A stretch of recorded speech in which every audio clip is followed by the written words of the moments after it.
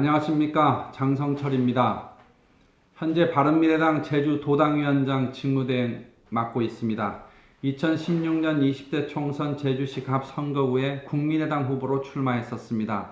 2018년 지방선거 때 제주도지사 바른미래당 후보로 출마했었습니다. 2020년 21대 총선 준비하고 있습니다. 제주의 현재와 미래를 걱정하는 많은 제주도민들과 직접 만나고 싶습니다. 공정하고 상식이 통하는 대한민국을 바라는 국민 여러분들과 직접 소통하고 싶습니다. 그래서 오늘 이 유튜브 방송 시작합니다. 저 소개부터 잠깐 하겠습니다. 저는 연세대학교 정치외교학과를 졸업하고 경희대학교 평화복지대학원 공공정책학과를 졸업한 후에 제주로 직접 내려와서 1994년 9월부터 제주 경실련 사무국장으로 지역 시민운동을 시작했습니다. 이후 98년 지방선거 도의원 무소속 출마, 제주도 국제자유도시 추진기획단 기획반장, 제주도지사 정책특별보좌관 등을 역임했습니다. 2002년에는 제주시장 선거에 도전했지만 무공천 파동 등을 겪으며 본선 출마를 접는 아픔도 있었습니다. 지방정치, 지방행정을 두루 섭렵할 수 있는 기회였습니다. 이후에 정치활동을 완전히 접고 농업 경영체를 운영하면서 작물 재배와 농산물 유통에 뛰어들었습니다. 지금은 흔해져버린 레드비트라고 하는 작물을 그때 재배했고 이를 가공한 비트즙을 생산 판매하기도 했습니다. 만차랑이라는 백의 단호박을 재배했습니다. 몇 년간의 농업 경영을 접고 2010년 우금민 도지사로부터 제주도지사 특별보좌관 그리고 겸 비서실장을 임명받았습니다. 이후에 정책기획관으로 자리를 옮겼고요. 제주도정의 정책을 총괄 기획하고 조정하는 그렇게 해서 제주도정을 자세하게 공부할 수 있는 시기였습니다.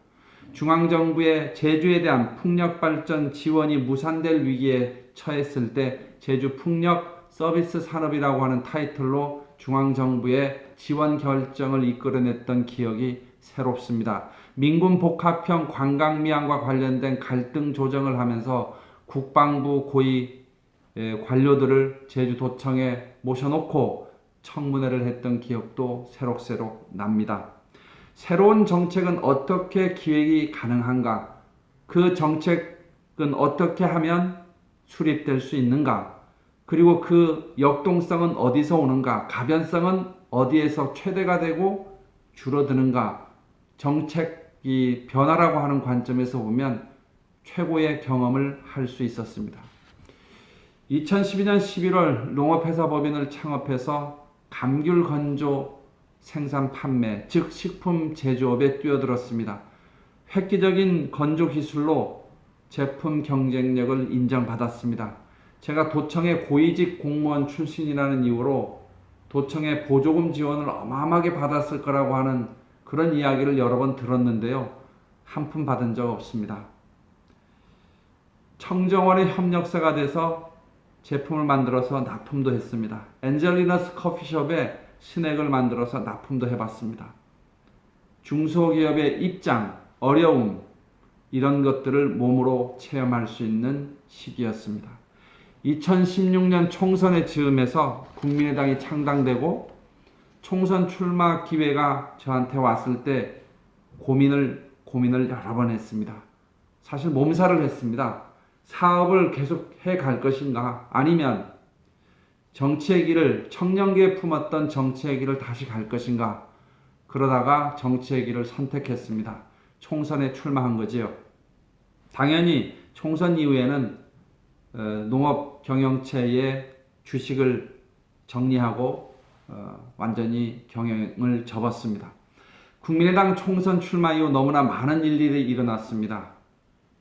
박근혜 대통령 탄핵을 주도했고 그리고 그 위에 대통령 선거를 치르고 그리고 저희 국민의당은 바른정당과 합쳐지면서 바른미래당이 되었습니다.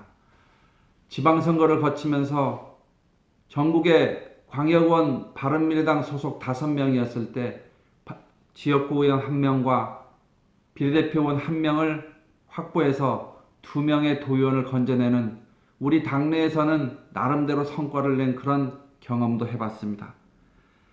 이 과정에서 저희 정치적 비전과 가치들을 정당 활동을 통해서 다듬고 혹은 더 새롭게 업그레이드하고 하는 일들을 꾸준히 해왔습니다. 제주도의 현안들과 관련해서는 구체적인 정책 생산을 하고 발표하는 일을 게을리하지 않았습니다. 특별히 국무총리가 위원장으로 있는 4.3 제주 4.3위원회를 대통령 직속의 독립위원회로 바꾸는 제주 4.3특별법 법률 개정안을 바른미래당 권은희 의원이 발의를 하도록 해서 만든 일이 가장 큰 보람으로 남아 있습니다. 제주 제2공항 추진과 관련해서는 적극적인 지원 방침을 정해서 중앙당과 도당의 일치된 당론으로 제주 도정과 국토부의 제2공항 추진에 힘을 실어주는 일을 계속 해오고 있습니다. 올 3월부터 장성철의 마을 걷기를 하고 있습니다. 삼도동부터 한경명 고산리까지 제주시 갑 선거구죠.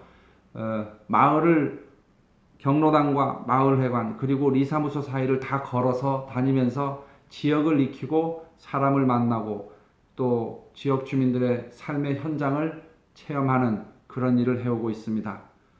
두 번째 마을 걷기를 하고 있습니다. 두 번째 마을 걷기는 골목을 걷는 것을 중심으로 하고 있습니다. 현장에 필요한 정책 구상 상당히 도움이 많이 되고 있습니다. 이제 유튜브를 시작합니다. 조국 사태, 조국 법무부 장관 사태를 겪으면서 저는 더불어민주당은 그동안 오랫동안 유지해왔고 또 세간의 인정을 받았던 도덕적 우위를 완전히 전 상실했다고 생각합니다.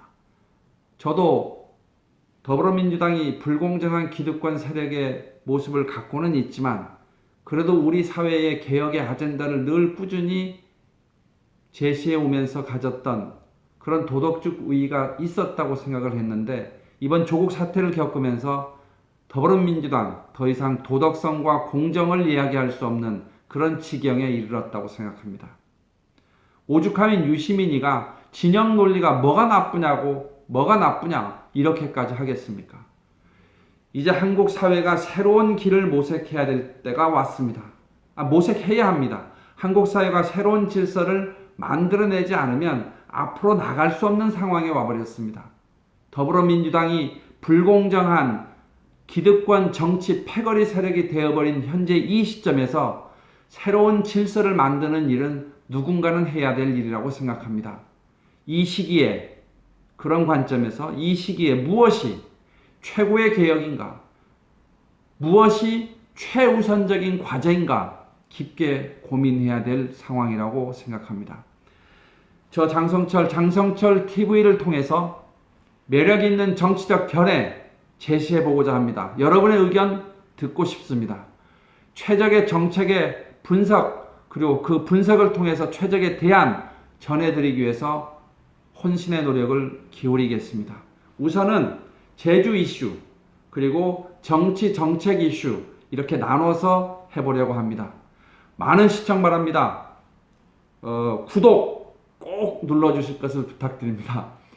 알람 설정까지 해주시면 큰 힘이 되겠습니다. 감사합니다. 고맙습니다.